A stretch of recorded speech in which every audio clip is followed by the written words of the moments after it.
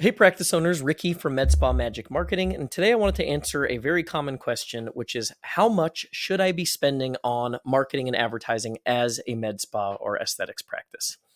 And when you're trying to determine your budget, it's kind of nuanced. There's not really a good rule of thumb, in my opinion. Now, with that said, you do have some resources that provide that the rule of thumb numbers. One of them is a book I really love called MedSpa Confidential. We've had both of the authors, Dr. Carol Clinton and Sarah Schickman, on our podcast, MedSpa Success Strategies.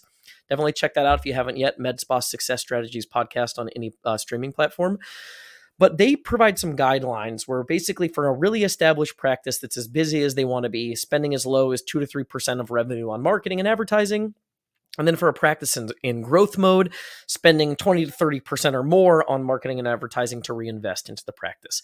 But obviously, there's a lot of nuance there. There are practices that are really big but are struggling with cash flow, and there are practices that are really small, but they're not necessarily really profitable, and they can't spend 20 to 30% of money to be in growth mode back into marketing and advertising. So real quick, someone who's been working with med spas and medical practices for over a decade, as I was researching this video, I saw a lot of other people had created content on this topic. I'm still doing it anyways because I think we all probably have something unique to say. I didn't want to be jaded by their influence here, so I made sure not to watch those because, again, it's going to be based on my experience, my expertise. And even as a marketing provider, one of our core values for our company is that we provide guidance and recommendations with complete disregard to the financial impact on our business. So we make it a point in our core values to provide this guidance without consideration or concern to our financial impact. The reason I'm telling you that is because obviously as a marketing person making this video, if I were you, my instinct would be, hey, this is a marketing person telling me how much to spend on marketing. This is not going to be great advice. So I wanted to add that caveat. I'm going to be honest as a consultant here, not really as a marketing provider. So with that said, you got those benchmarks. And I would say if I was forced to throw out a number, I would say maybe like 8 to 10%. So if you're a practice doing $1 million a year, you're spending, $8,000 or $9,000, $8,000 to $10,000 a month, maybe on marketing and advertising, just as a rule of thumb. But really it depends on your goals, your cash flow situation, and what you're trying to accomplish, in my opinion. So it's a little bit hard to throw out a number when you don't really have an understanding of how these numbers play out in your business specifically. So real quick caveat, I'm a big proponent of operating your business without debt. So I talked to plenty of practice owners that are doing $500,000 a year, but they're profitable. The owner takes home a nice salary and is on vacation every couple weeks or every couple months. And that's an awesome life to live. I also talked to practices that are doing $1 million, $2 million a year. They're not profitable, they're sinking, they're in debt, and the owners can't take home a paycheck. So if that's you, the first place I would look for a solution to any financial woes in your business is get a hold of your budget. Make sure that you're profitable month in and month out. If that means getting rid of expensive machine leases, if you're in a retail space that the rent's just way too high, you're overstaffed, whatever those things are that are causing you to not be profitable, I would look there first because even the smallest practice can be profitable, and I highly recommend growing at the speed of cash. So with that said, this is going to be in the link of this video. This is our marketing ROI calculator spreadsheet. I think this will kind of give you a better feel for maybe how to judge your marketing investment and how to plan for success. So when you're running ads on Facebook, Instagram, Google, we kind of have some benchmarks that we know internally, and I'm going to share those with you to kind of give you a benchmark for how to grow your practice and what you can expect.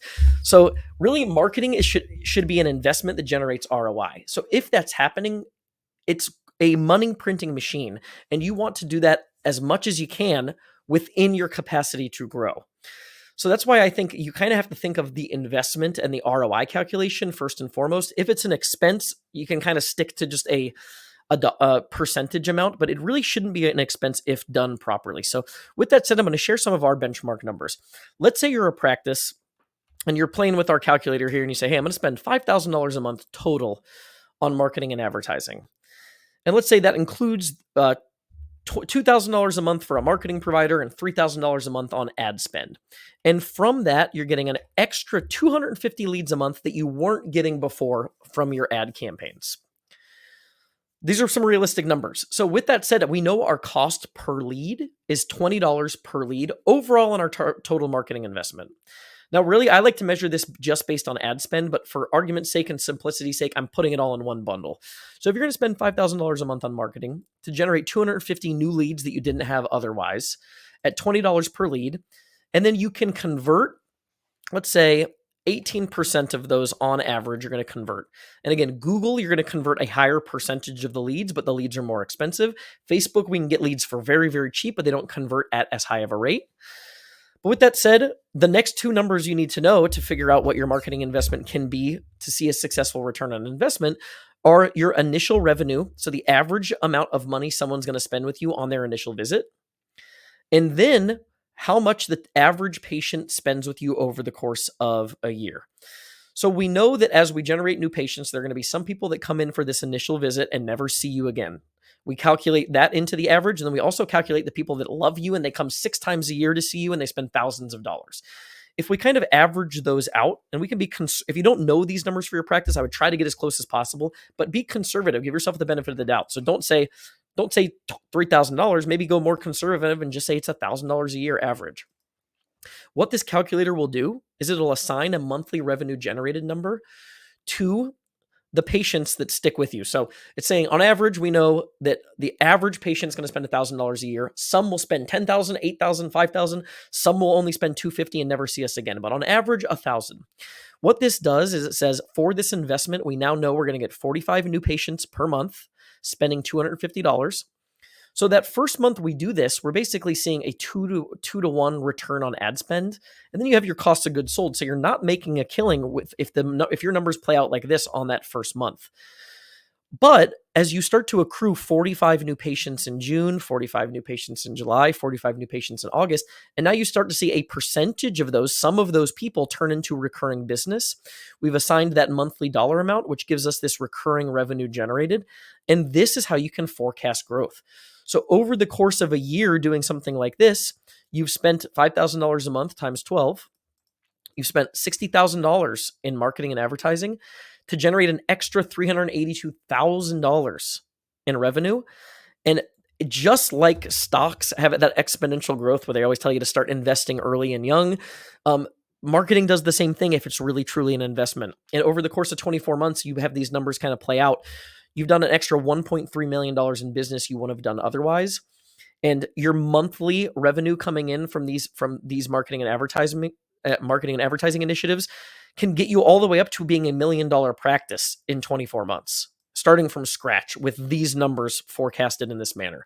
So I just kind of wanted to show that because I thought that was a really helpful way to actually go about selecting your budget, is to make sure it's producing a return on investment, because you'll be happily spending $10,000 a month on marketing and advertising if you're seeing these kinds of numbers. If you're spending even $2,000 a month on marketing and advertising, but you're not seeing new patients and come in the door, it doesn't really matter. It's not effective. It's not going to help you grow your practice and get to the next level of success.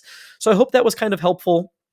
Really, if I ballparking those numbers again, I said those percentages, I would say the average practice we work with that's doing like $1 million to $2 million a year, they're spending overall on marketing and advertising between like $5,000 and $15,000 a month. And that includes, some offline marketing, print, magazines, sponsorships, and then all the stuff they're doing online. So I hope that kind of helps you, gives you a framework for what you can kind of expect, but also gives you a better way to think about your marketing investment and how to measure the success of those efforts.